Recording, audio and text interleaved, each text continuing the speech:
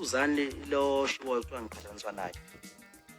Lo muntu uyabona ngisho iqolo lakhe lo muntu ukuthi akulona wakahlaba bani manje umgodi wakahlaba bani awungitshela